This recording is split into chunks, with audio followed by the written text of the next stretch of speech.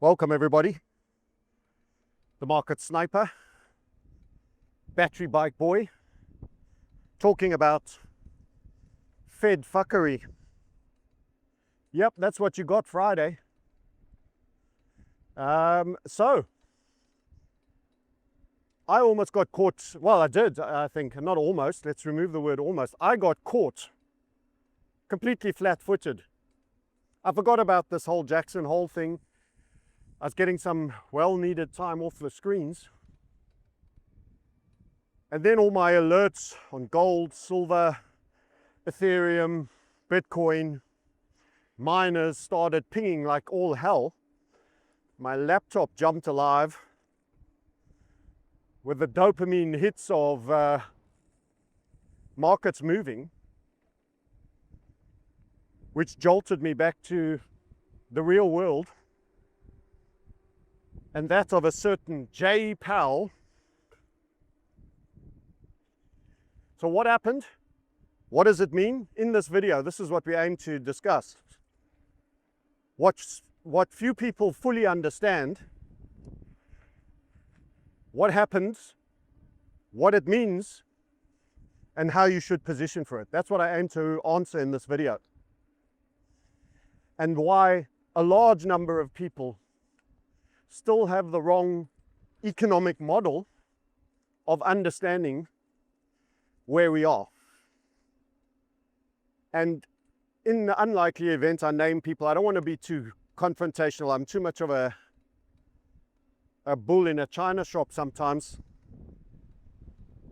I don't mean bad to anybody because they have a different economic view and I call them out. They're not evil people.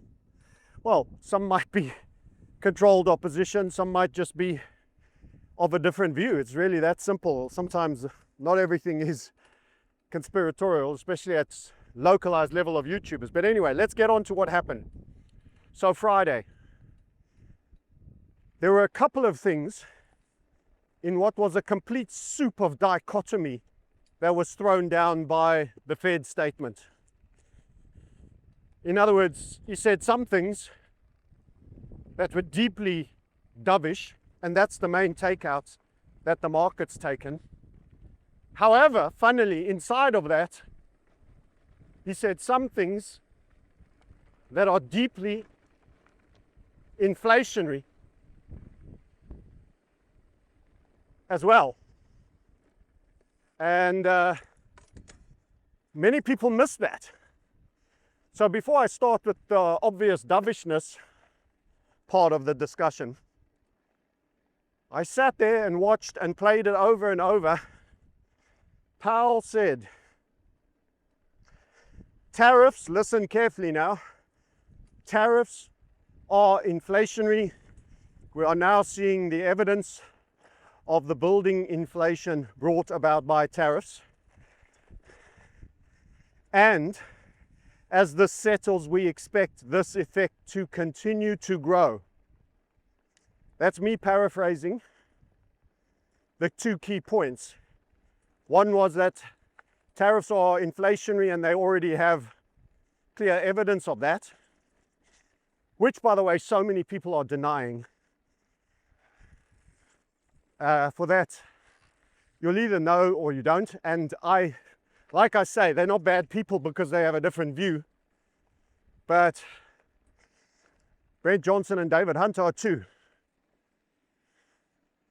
David Hunter thinks there's no stagflation and inflation is exceedingly low and actually below the Fed's own expectations. Is yet to be realized and understood. And Brent Johnson sent out tweets saying, now that we know that tariffs aren't inflationary. So I think they're wrong. But as I say, that's their opinion and they're entitled to it. And I'm entitled to mine. But sometimes it's useful to have protagonists of different viewpoints. Now, and I'll make my case as to why I think people that don't see the stagflation, the inflation, and the simultaneous disinflation of negative growth, it's kind of counterintuitive, but consumer contraction, which is in essence disinflationary, inside and in for growth, but at the same time we have such huge amounts of fiat devaluation that you actually have prices rising in spite of that. That's overwhelming inflation despite an increased force that is disinflationary. So the net effect is inflation, which is not to say that there isn't real contraction in people's spending at the moment. So yeah, setting the tone. Let's deal with what the Fed said.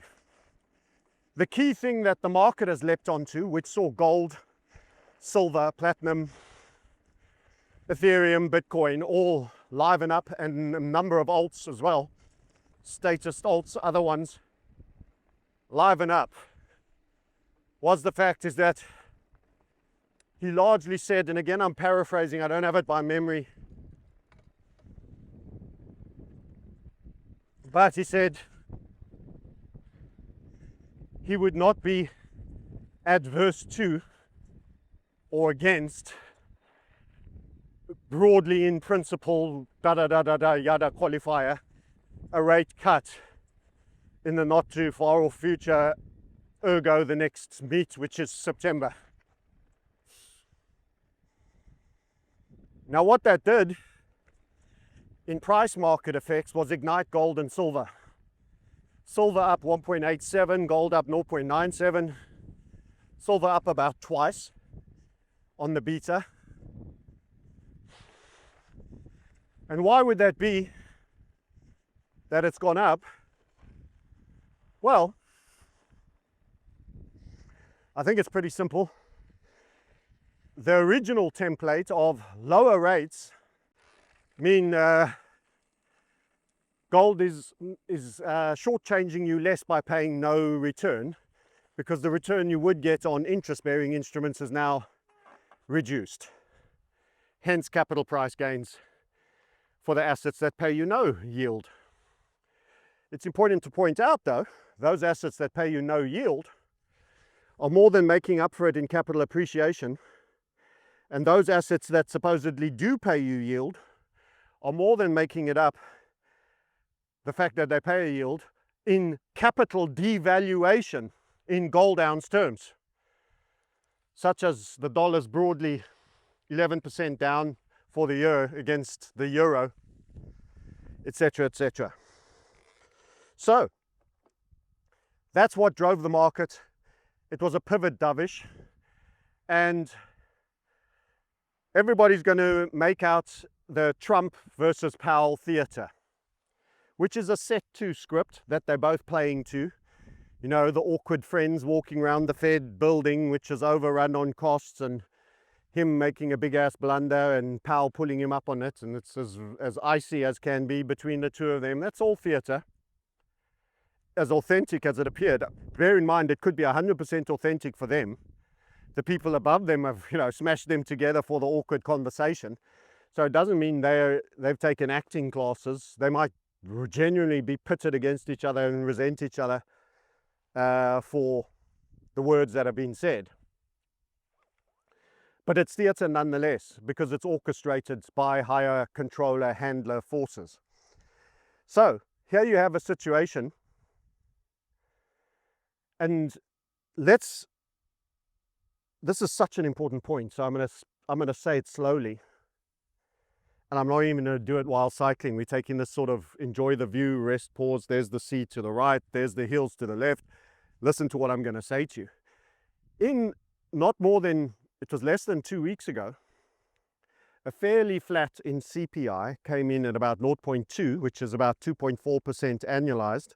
That was a month to month 0.2. Only, which everyone said, great, 100%, 99% rate cut September. You literally, there's no one who's saying you're not getting a cut. Why? Because you have consumer wrecked. You've been in a recession for ages, in and out, bobbing in and out in true terms, not in official terms. As we've already highlighted so many times, you met the criteria for a recession in 22 already once. ignore the lie about the red hot employment market. That's all been unwound, that onion. The data, the fake data, has all been unwound. Therefore, when they told you you can't be in a recession in Biden's era with Yellen because of the great employment, you now know it wasn't great employment at all. So you have been in and out of recessions. GDP is a false measure because there's so much of it is consumption in America, and so much of that is going on debt that won't ever be paid. So the productivity, because they call GDP and GNE, gross national expenditure or gross national consumption, are all supposed to be equal. But if you're over consuming on debt and you're not actually producing much, it's a misnomer, especially if that debt has no chance of being paid. And the biggest spend on debt, of course, is government. And it has no chance of being truly, honestly paid without some form of technical default, for which inflation and currency debasement is probably the most likely. So that's where you are. And then the PPI number came out at 0.9. So what tends to happen is, don't forget with tariffs, the whole tariff tantrum started in April. That wasn't that long ago. Then it was called off, taken off, put back on, called off. There was very little that changed and actually happened. And it's only more recent months that the percentage levels were finally agreed and deals have started to be signed. So inventory that had been bought was bought cheaper without the tariffs. No one rushed in and bought when there were tariff announcements. It caused instant constrictions on purchasing and economic activity, which was why you had the whole freak out that crashed the dollar, spiked the rates, and saw money leave the country. When he said, I'm not going to let anything happen, must be tariffed. Everyone just stopped. Okay, that didn't work out too well. He blinked. Trump blinked. Now we're being sold the story that Powell blinked first. And what's actually happening is, and this is again the failed perception from a lot of commentators to see, that you are in a stagflationary environment. David Hunter's one of the key guys on this that says, no, there's no stagflation, and in fact there's very little inflation, and it's going to come in under the Fed's inflation number. So our counter to that is, you're in not only normal stagflation, you're in an extremer version of that that's going to get worse.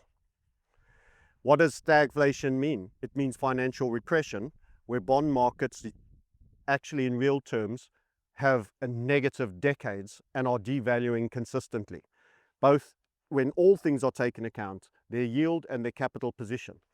And actually that already started when the long-term bonds collapsed 55% in capital value.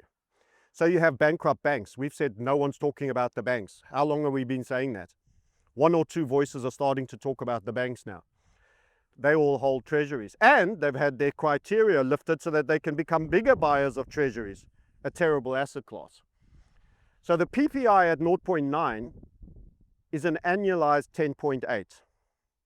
Think about that for a moment.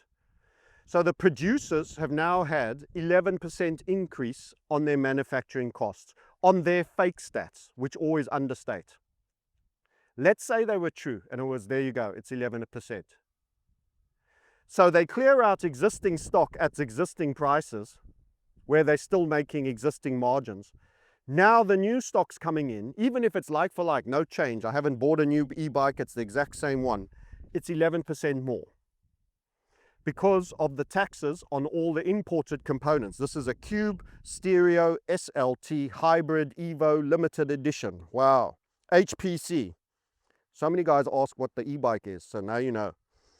It has a pole that goes up on Bluetooth so that I can sit the seat down. How cool is that? Anyway, so for those that wanted to know what the bike is, that's it. Now, a lot of these parts are German, but quite a lot of them will be Chinese. Quite a lot of them will be everything. So your producers' input costs have gone up by 11%, basically, on an annualized basis. And as sure as damn it, that means, at minimum, because they often have lost margin, and the dollar is devaluing, so they seek to regain margin because their dollar's not buying them. They don't want their salaries to stay the same in a debt debasement, fiat debasement world. They need more dollars just to be standing in the same ground. So it surely means, at minimum, retail prices in the next CPI read will probably start moving towards that 11% number, because nobody is watching his input costs go up 11% and saying, everything is fine, sit with the coffee, the dog in the burning basement, all is good here. Small business operators know this. They know the dollar's being debased. They know they're being taxed more, and they know they need more net income to have the same standard of living. They know if they raise prices too much, they'll lose sales. But they also know if they try be the cheapest and play the price war, they'll end up selling $20 bills on the street corner for $18. And that takes you to out of business. So they're all going to try to differentiate on service, get exclusives on products that have any imported anything so that you can only buy it from them, but they're going to have to try and make a living. So the future is an annualized CPI of 11% or more, bearing in mind margins actually need fattening up, not thinning down, at a time that the consumer is wrecked, unemployment is increasing. So why did Powell potentially pivot? Now, there'll be those that say the political pressure of Trump. And I say it's all theater. You're in stagflation. You are walking a plank like this. You've left the boat. You are over shark-infested waters. The one side of the plank is unemployment, jobs, and earnings for real earnings in real terms divided by gold ounces. And that is getting worse. So worse is to the left. Yeah, left is sinister. It's getting worse. So there's your plank. It's tapering like this, and it's getting thinner because it's on your right-hand side and it's moving to the left. The other side of your plank that you're walking, that is J. Powell, is inflation and currency debasement and bond debasement, which means currency debasement. We'll come back to that point. And that's getting higher. You're entering the parabola phase as seen by gold's sudden move from 2000. It was at about 1680 just before it got to the 2000 for the final time, less than 2 years ago. And now it's more than double that. So you're actually seeing the buying power of the dollar go down, and that going worse goes to the right, to the seaside. You're caught between the devil and the deep blue sea, you're going to the right. So that is debasing dollar. That requires more dollars to buy the same item. So here's the plank that Powell's walking, and those two lines cross and they go into parabolas. Debasement goes into parabola to the right. So they're not up and down, they're horizontal. We're on this horizontal plane here. The one line is going parabolic, then right. It's first going out, and then slowly it's becoming more and more right. And the other line is first going out. We had a rectangle walk the plank, but suddenly it starts tapering and goes into parabola to the left. That is so the consumer state. So you're actually in stagnation by growth, jobs, and disposable income. Getting worse, worse, worse to the left.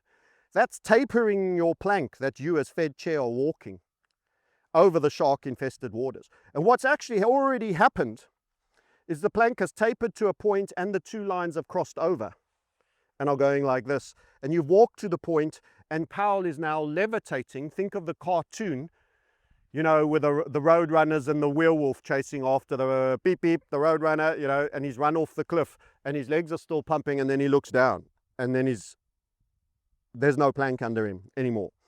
And he just plummets into the shark-infested waters. So what he's responded to whilst talking an inflation game for a long time, because he couldn't really cut, nobody wants the debt instruments, the cycle in the debt market has turned, a la our 2020 call.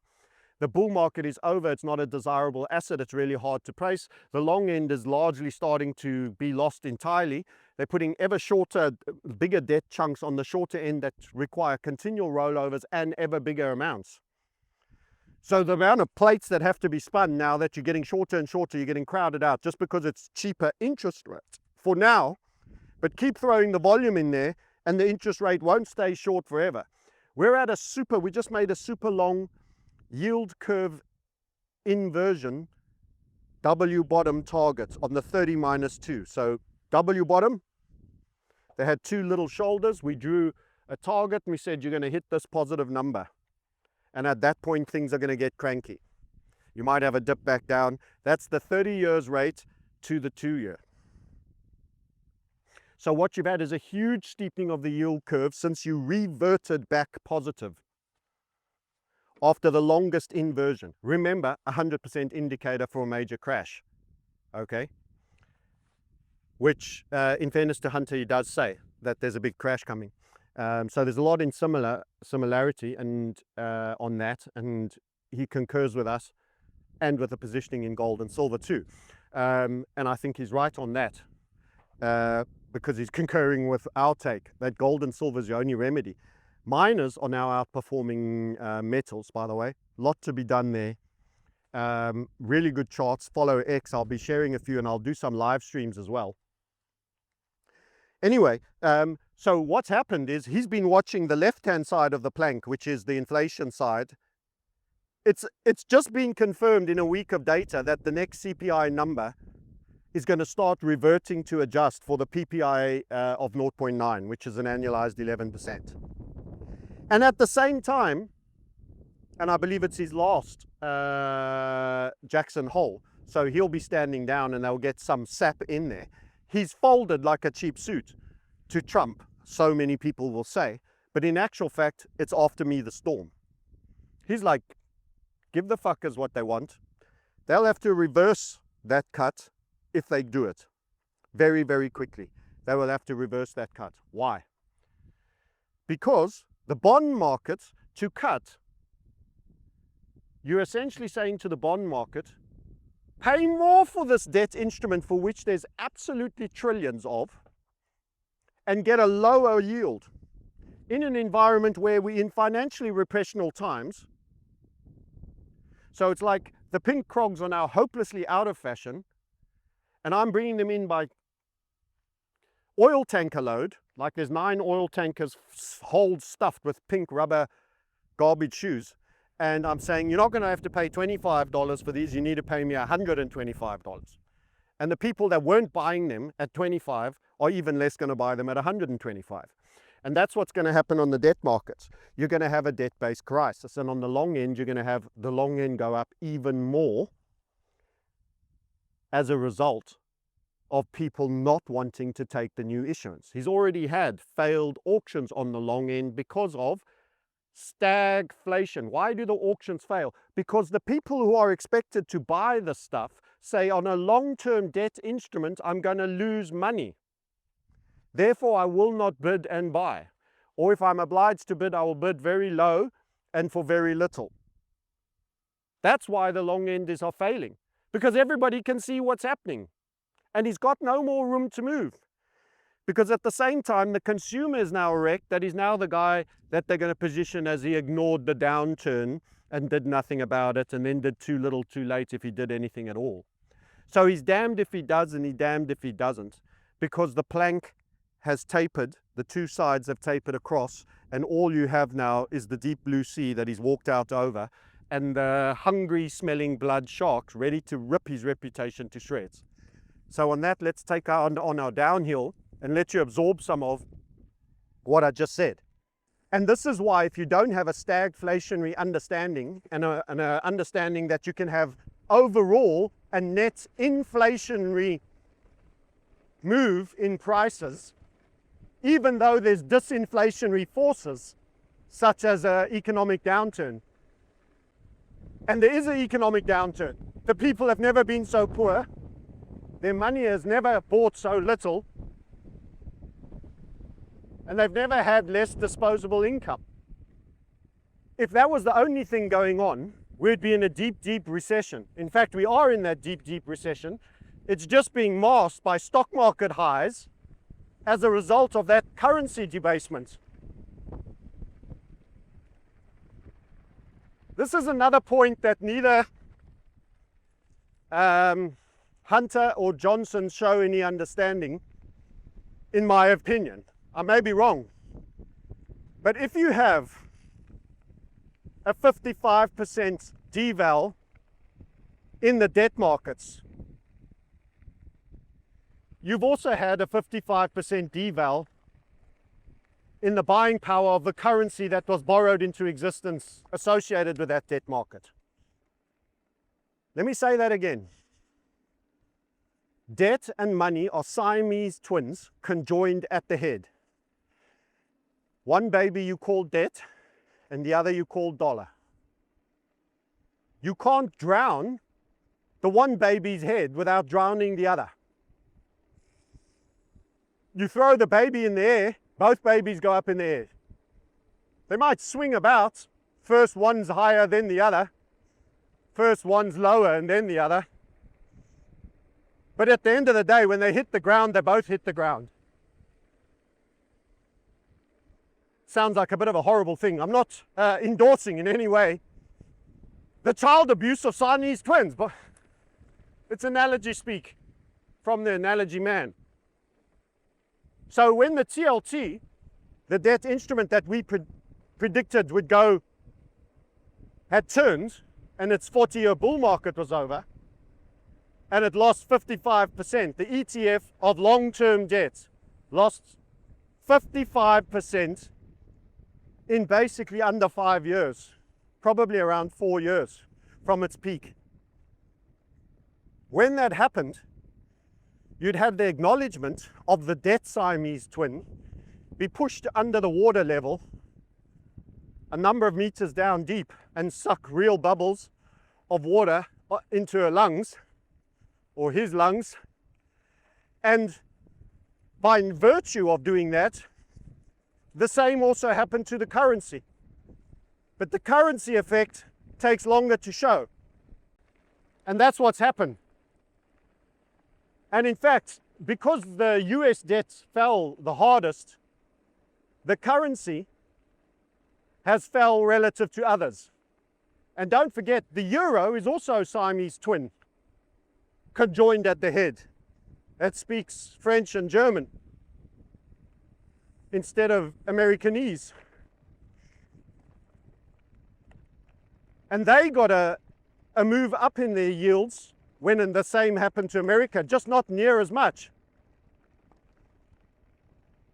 So their currency has also gone down, but they didn't fall 55%.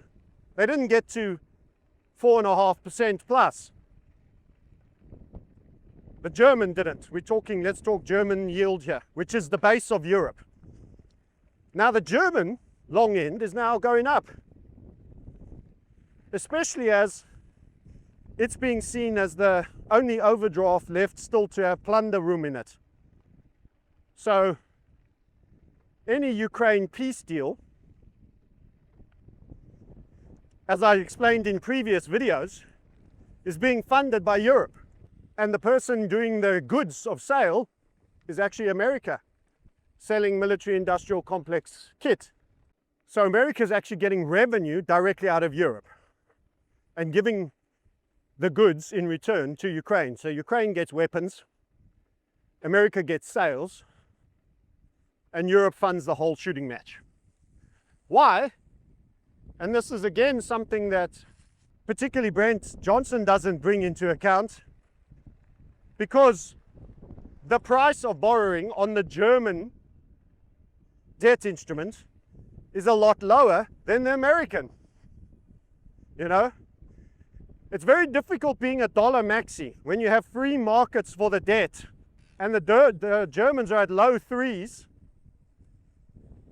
and America's at mid fours, mid upper fours. And on Germany, I think you can still get below 3. I haven't checked the 10-year, I haven't got the numbers, but it's significantly different. However, that's changing. Why? Because America printed for the whole world during COVID. That's why its debt is less valuable and has to have a higher coupon on it. Because the default risk is much higher. The currency risk that is associated with it, ergo the Siamese twin that goes with every debt instrument, the fucking fear that nobody talks about, that has lost a whole bunch of money.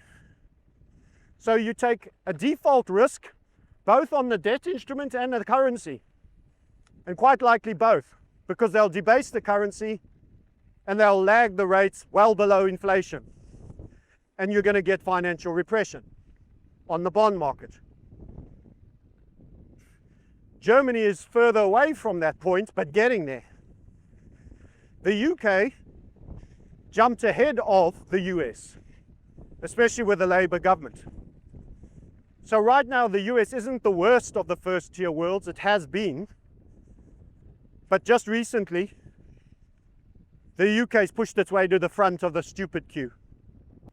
The difference is Trump is getting some revenue out of his deals. I don't credit him. It's all being done for him. Everybody thinks he's the master negotiator and pulled it off. That's what they want you to think. They need you to vote him in again, or Vance, his vice, who Elon now supports, by the way, and isn't launching a second party, and suddenly believes in politics again, and suddenly thinks the Republicans are the best again. Go back to voting your 1 versus 2, your red versus blue, you know. So while they tell you what a master stroke tactician Trump is, the debt of America commands a far higher premium to be issued than the debt of Germany. Statement of fact. Look at the markets. As much as people want to tell you how the euro is trash and it's always worse than America, in terms of its debt and currency position, with Germany as the primary backing borrower of last resort, it isn't. Spain, which had some sketchy spikes, probably Italy will as well, but they're still all backed by conjoinedness with Germany. So America's in the bond markets is the weakling, but for the pound and the British gilts. So there's no supremacy in that, being the weakest, but for the last 6 months where Britain has decided to outdo. By the way, Britain sent a whole bunch of gold to America and has continued to buy American bonds. So Britain is definitely, like Japan, the toxic bank. It's the AIG in this subprime crash, along with Japan. And we've done slave nations. The Pharaoh wants to be buried with his slaves. And Britain has volunteered to be a slave nation through the banking cartel of the legacy families. Not any active decision that fucking rent boy hiring twat Starmer made. He's just a useful idiot who's collecting a paycheck and a pension for destroying the country. So it's already clearly been decided to keep the American Ponzi going. Britain, who has its own debt problem, should actually be buying and investing and being the biggest grower in American debt, which is part and parcel of its fucking terrible financial situation. Because instead of buying gold and stacking gold, it sends its gold to America and buys American debt.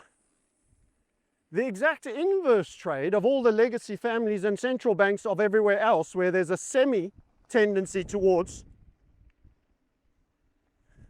a preservational behavior. You know, the not-for-profit trade is the slave nations of Japan and Britain.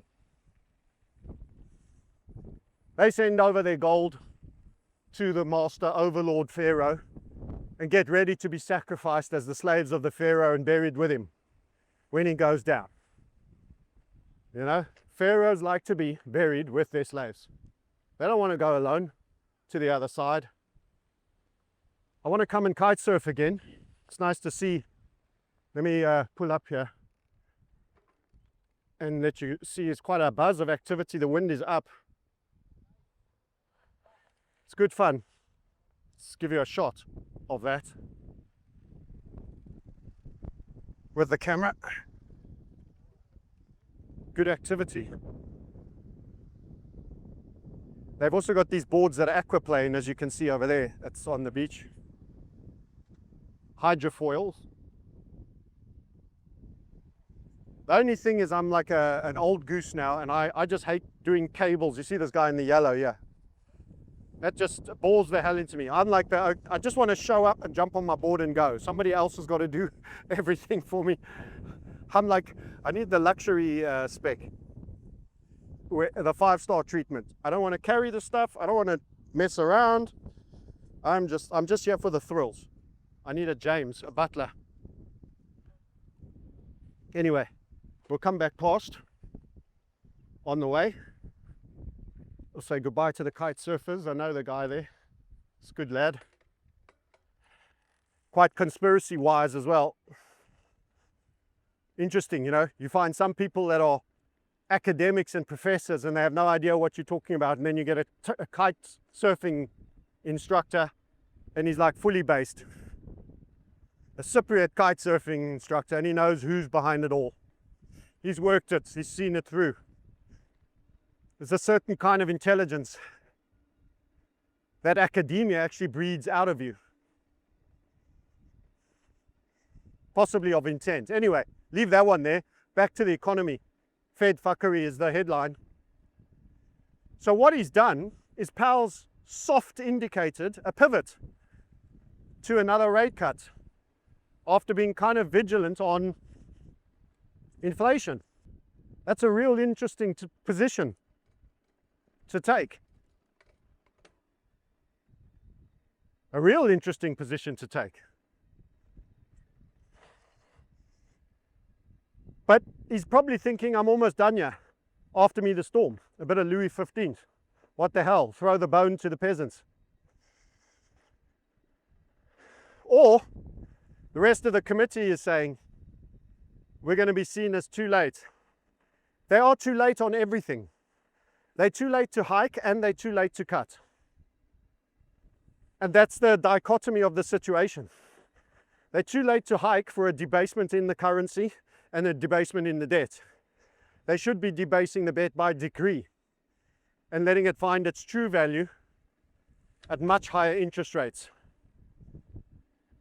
They're too late to cut because the economy has been recessionally weak since we met the criteria of recession. But you can't please either of these masters now. Where once it was the king and the queen and they sat on two thrones right next to each other and you could bow before both. Now they are feuding polarities on the opposite end of the screen. And the one demands that if you bow before her, you stab the king. And the king demands that if you bow before him, you stab the queen. And they're a fatal feud. And there's no satisfying them both. So whoever's made the biggest noise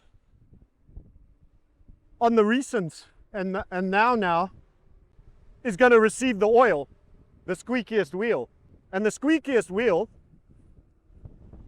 have been those people who are still late to recognize that we've been in a long drawn out in and out recession. We're the only people that have been saying, a lot of people say we're the only, sometimes I shouldn't do that. It sounds a bit Cassandra and wannabe. So let me rephrase that. I know of no others that have been saying how weak the economy is since we officially met the recession, and that was a recession. We continue to bring that point up. Everybody's forgotten. Everybody's fucking forgotten. You met the criteria for a recession not 1 year ago, more than 2 and a bit years ago. And they said, no, a new criteria, employment market. And then you found out the employment market upon which they base their stats on is an absolute fraud. And we told you all of that at the time. We told you, you made a recession when you made a recession. It's kind of controversial, I know, it's a difficult one. You met the criteria for a recession, it's a recession. No, no, no, it isn't. But this magic here and the amazing economy, we've got this whole new different economy where the whole fucking world is contracting, but it's not a recession because somehow we got all these job hires, a lot of which had to do with government hiring DEI consultants during Biden era. The bulk of the new jobs were either directly into state or into businesses serving states. Primary income was serving state. So now you know you were lied to. So therefore you should go back and restate the history. Nobody's doing that. And again, I say nobody, but I don't know anyone who's saying you were in a recession. You met the criteria, they lied, the lie is unraveled. Go back and acknowledge the fact that for 3 years we've been saying to you the economy is weak. Technically, that part of the economy needed cuts. However, We've also told you that there's no more way of funding the country of America at the interest rates you previously had. There's a debt-based collapse, and the collapse needs to happen. And for that, you need higher rates. And this is your very definition of an extreme version of stagnation and inflation. Hyper-stagflation. It's not even, oh, it's like the 70s or the closest forget paralyzing it or parallelizing it. I don't know. Trying to establish a parallel. There is none. Some features of the 70s may be somewhat rhymingly similar to a small degree. But this is far worse, because America's debt position is significantly worse. You've got 37 trillion going for 38 trillion in debt. You've got an interest rate payment bigger than your biggest other expense and going to get higher regardless of all this curve control, all this shortening of duration. Everything that needs to be rolled will be rolled at a higher rate, even if you move it to the short end, just less high. So your interest payment is only going higher. Let's just summarize that again. Your payments in America on interest is only getting higher. It's just the degree. The manipulation and the messing around on duration is just the degree. And if you save a few points on your interest payment, you're going to be more on the shorter end than if you did it on the long end. And that means you're going to be issuing and rolling an obscene amount of debt that cannot be maintained. And the eventual outcome is a surge in interest rates. And by the way, again, that doesn't guarantee you a bull run in the dollar. It won't necessarily guarantee you a bull run in the dollar, because you're going to have divestment out of America once this gets disorderly. You already saw the microcosm of that with Trump's April tariff tantrum. You know what's amazing? Nobody owns language. But I love alliterations. And I could barely say it, but I called it Trump tariff tantrum because I wanted the 3 T's.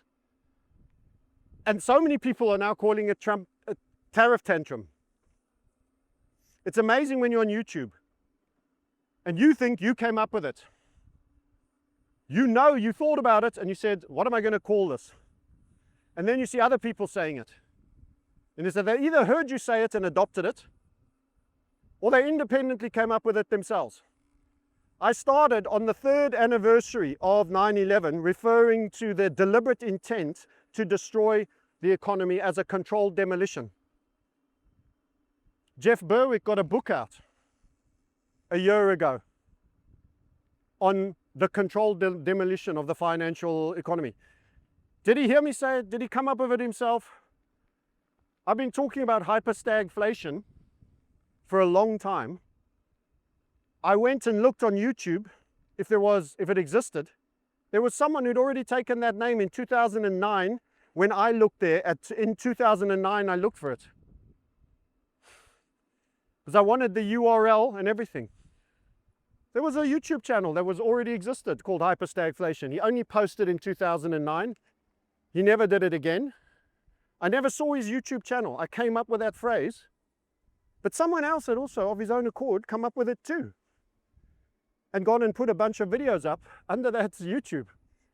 So you think you're original. You think you're smart. And you think the world's copying you. Sometimes we're all just coming up with the same thing independently.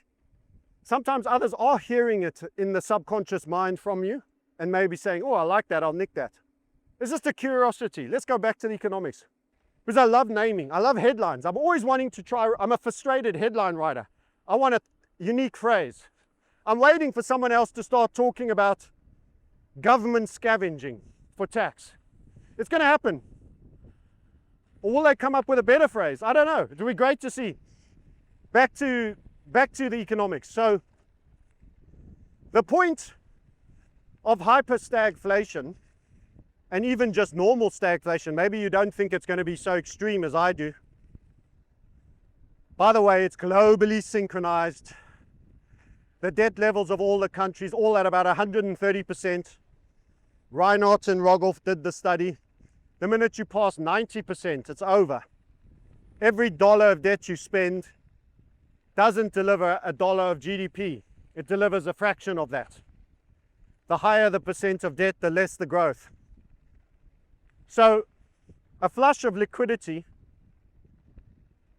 is a bit like having too much rum at the party.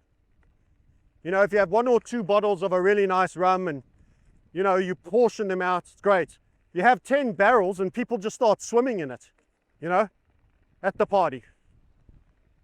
Even though it's the most expensive, best prepared rum, there's a proliferation. People think, what the hell, there's tons of it around. You know, I'll just wash in it and laugh and lie in it and drink it. And that's what happens with debt. It just generates so much money. You know, what do I do with this? I'll just buy something. Anything will do, you know, as opposed to a certain amount of scarcity where people are careful. They manage it. They think hard. They allocate enough, but not too much. So the point of stagflation, in my opinion, hyper-stagflation, is that there's no right interest rate policy. If you ask me what I would do, I'd push the rates through the roof early and crash the debt market. Flush everybody who's over leveraged out of their houses and homes and get the whole affair done with. But now tell me how politically that is. How politically expedient that kind of conduct would be. Say, listen guys, there's way too much debt. This whole thing needs debasing, which is going to debase your currency. We're going to do this, debase everything, and we'll just chop 2 zeros off the currency. We start again, and the debt is worth very little. Everything that holds debt will go bankrupt. So the pension funds will be bankrupt. But it's going to happen anyway. May as well get it done now. So the best thing that you do is you get this whole affair, sordid affair, finished. That's the least politically expedient thing anybody ever said. But it's bust. We are a zombie global economy. It's a zombie global economy. It's too much debt. They're going to try and manage their way out of it. The same guys that managed you into it by repeat error are now going to try and manage you out of it. And guess who carries the can? Guess who's the patsy at the poker party? You are. Tax scavenge mode. Wait for others to steal that phrase. Tax, wealth stripping, everything. The bankers are not going to accept losses, even though they're not real losses. They were given the exorbitant privilege and they're exceedingly rich. But they're not going to let it go down that they carry a can for a situation they managed into a crisis. No, sir. You must carry that can, and they'll take your assets for it in lieu of. I think I need to turn around. I'm going to end up in a olive tree field. Ugh, it sits too high when I need to turn, but slow on the button there. I'm going to go out and back in. So the bankers that were given the exorbitant privilege to borrow your money into existence are now going to be some of the harshest, hardest contractual negotiators insisting on their pound of flesh. Remember, it was never their money. The government, the blackmailed government of compromised political leaders that are made up of pedophiles and other miscreants that are captured and owned by a Mossad controlled intelligence service across America and the rest of the world, are doing exactly as they instructed. And that is, the creditors must be made whole. You can't borrow. And you're the collateral for the government's decisions. And you know what? You permissioned it because you voted for them. And let me tell you this again. It didn't matter if you voted Republic or Democrat, Tory or Labour or anything else. You voted, you lost your right to complain in the fact that your name and your assets were put up as collateral to the banker cartel. You said, I'm okay with this. I participated in your red versus blue game. If we got more than 50% of the people not to participate, they might not, under the laws of karmic that they operate under, be permissioning them to continue. But then they would force engagement like they did with Biden versus Trump. Boy, didn't all of you go out to vote for the end of Biden? Didn't you vote yourself some change? Aren't you also proud of yourself that the inversion, perversion laws have gone away? Only now you got the Palantir laws. You see, they plan every strategic pivot to advance every agenda on a thesis versus antithesis basis.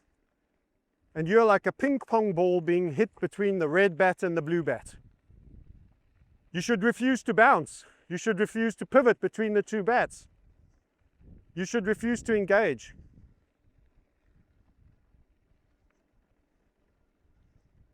But you don't. You go endorse them for their asset stripping game, which ends with them using you as collateral. Because you voted. You permissioned them. You permissioned them to use you and your assets as collateral, and that collateral will be stripped off you. And that is the intention.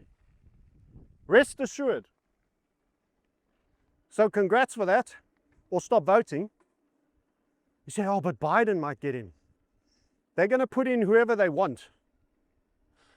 It's always been that way. It always will be.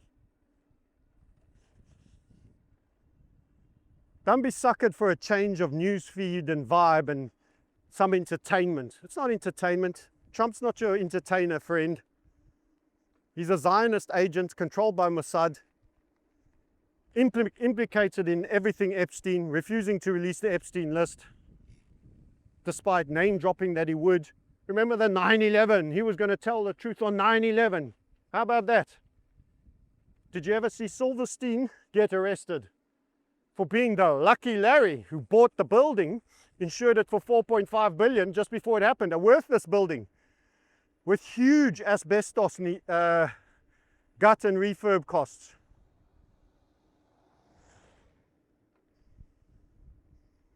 And Lutnick, who also, like Silverstein, chose not to be at work when the bulk of his employees got slaughtered, and all the dang files on a prosecution got burnt when a plane perfectly hit his Cantor Fitzgerald offices. Are you fucking serious? You're voting for these fucking criminals and murderers. You know, sometimes it doesn't take much for me to kick into one big bloody ass foul-mouthed rant. But sometimes you just got to open your flipping ears, open your mind, and stop being a tullywhacker.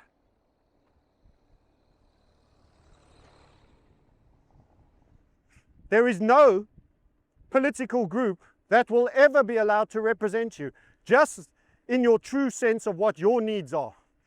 Just like there is never them letting you have your own money. You have to understand the rules of wealth and power. If you don't understand the rules of wealth and power, you're going to be a blundering, thundering idiot that pattern behaves for the rest of his dumb fuckery life. And then you must just fuck forth like a sheep and bleat.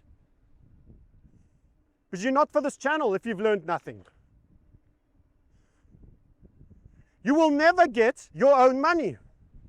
Bitcoin is not, hey, I escaped the central bankers. I got decentralized money. Like fuck you have, you idiot. Hey, I got Trump in instead of Biden. Idiot. And yes, it might feel better. It's designed to feel better. That's how they manipulate you. The worst things are happening to you under Trump's name. The biometrics, the vaccine, all happened under Trump. Peter Thiel, as it will be under Vance. You don't vote for anybody unless his name's Ron Paul.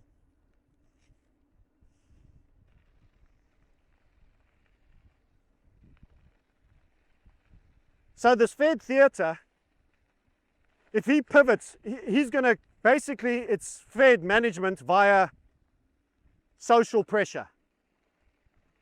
He'll just go, okay, let them have the cut. They wanted the cut. Let's see if they remember they wanted it when the dollar collapses another 50% in 2-3 years and the debt markets on the long end all double and we can't get cheap rates on the short end anymore. Let's see if they still want cuts. And if he did hikes, tons of people would get fired, tons of people retrenched, and the economy would contract. But actually, it's the less wrong one of the two. Hello. Nice windy day. The boys out on the board and it's hot here. I don't know why I always end up riding when it's bloody 35 degrees C. So the position of Federal Reserve with this place as starting point is completely hopeless. And listen, I'm the guy who's given you the analogies. Here's the greatest 747 Boeing pilot ever existed in the world. He could save any crisis situation. And we hand him the controls on a 747 that's flying at full dive speed, its maximum, almost the speed of sound, which is higher than its cleared for speed. We've put it in a 850 kilometer dive into the base of a mountain, and it's coming straight down. And we hand half a second before impact to the greatest pilot in the world. What happens? All the inhabitants of the plane, including the greatest pilot of the world, become mincemeat in the base of the mountain. Because no matter how hard he pulled on that stick in that 0.5 of a second, even if he calculated the best angle, the best line, he was in a near vertical dive into a base of a mountain. There's a certain amount of time it takes for the controls to react, for the air rushing over the wing to start turning. The plane would barely change its angle before disintegrating into a shard of shrapnel, bone and blood at the base of the mountain. The answer is, it doesn't matter what Powell does. He's way behind on the cuts and he's way behind on the hikes. That's the unique dichotomy of the Fed's position. The debt debasement has to happen. That requires huge hikes and huge debt devaluation. With it comes the huge dollar debasement. With that comes the absolute moonshot of gold, silver, platinum and resources, and prices generally. So that's stagflation. There's nothing you can do. You need both sides. You need to stab the king and the queen, and you need to bow before both of them. And they both hate each other. They're both diametrically opposed to each other. A rate cut is exactly the opposite of what you need in a rate hike. And a rate hike is the exact opposite of what you need for a crushed consumer. A failing debt market is the only way, because it has to be seen to serve the population. Okay, I'll give you a cut. Okay, good luck getting that debt market out. Who's going to buy a more expensive debt instrument with a bad yield? Worse than before. You're offering me a worse deal on a product that I know is giving me a negative return. I'm not a buyer, sorry. I'll take the gold ounce, thank you, sir. But hold on, you have to buy. No, you're not offering me the right deal. So the bond markets will cause, we'll start to see that MOVE index, which is the bond volatility index, going higher. And initially the VIX, the equity index, will be like, we don't care, until suddenly it very much does. That's when the problems start. And big problems there will be. So what do you do? Now that we've covered the topic and the problem and the dilemma, gold. But remember, they want to take your wealth. The bankers need to be made whole. So the corporate Marxists, the corporate fascists that combined with the political Zionists that give you the overall Marxism for the masses, want to steal your assets. And you are the collateral for your country. Everyone is a citizen somewhere. You're the collateral of that country. So what do? Great taking has me worried on equities. Miners are going to kill it. But can you be stolen from? If you don't have the certificates, you just have a derivative proxy. And let's be clear, the bankers are coming for their pound of flesh because you are the collateral to the bullshit system that they control. They've positioned you as the collateral.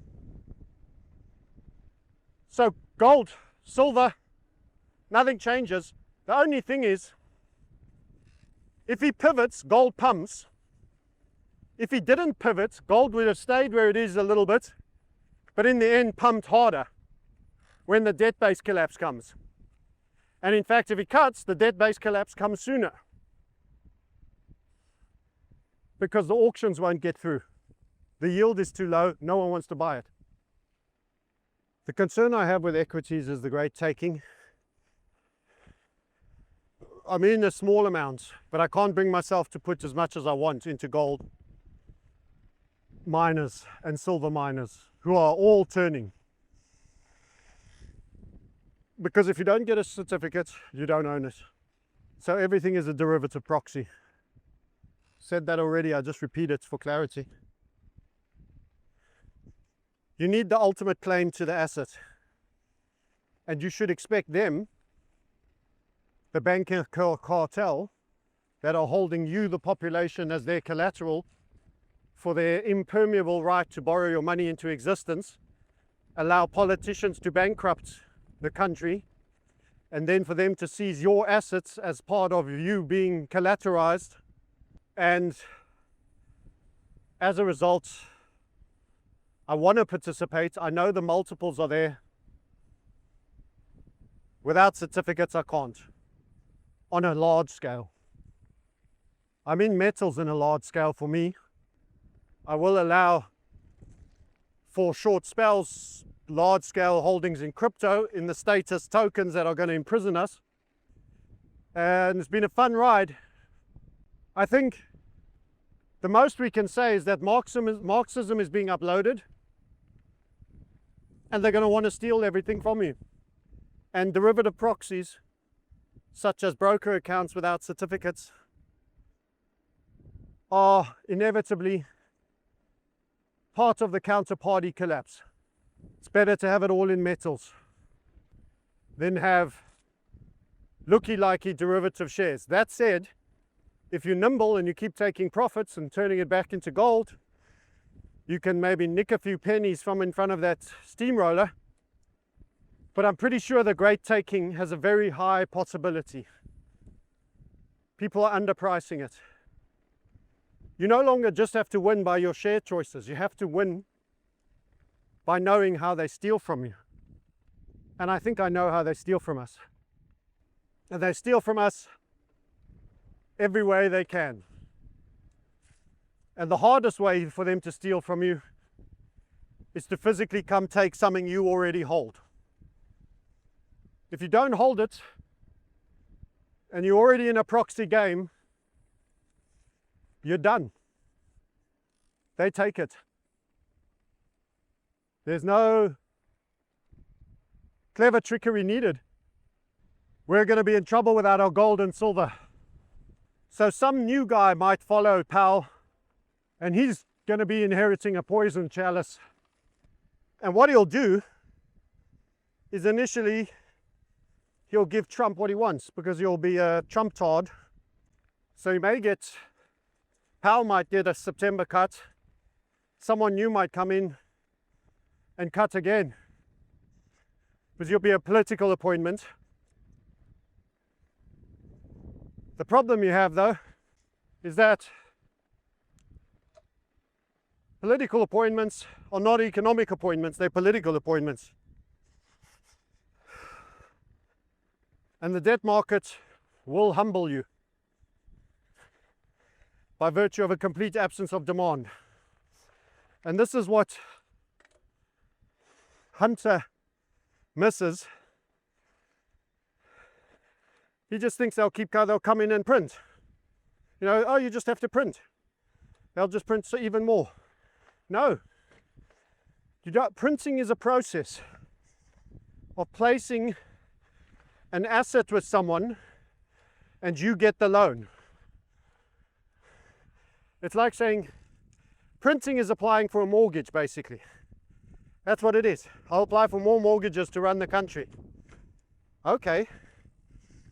That means someone has to be prepared to lend you money at a certain deal, term or rate, duration, and believe that you can affordably have a realistic chance of making payment on said deal.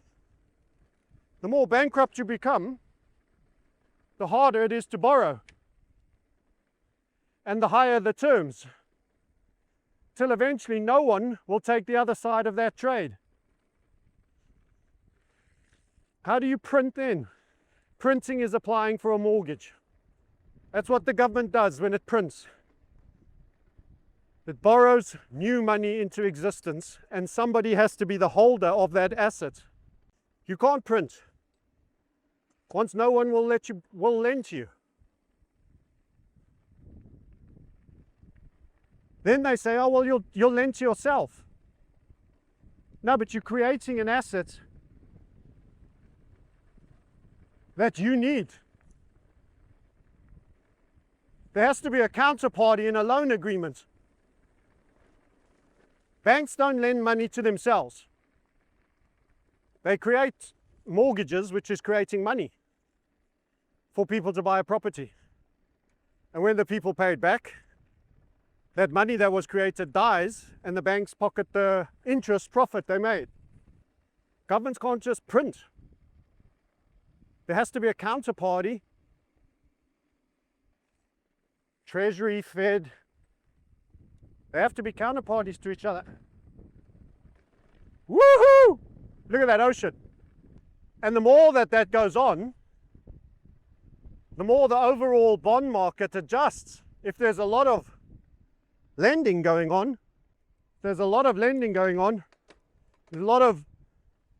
interest rates go up, because a lot more people have to make interest payments, and that's a crowding out of the money, and eventually not everyone can be making money.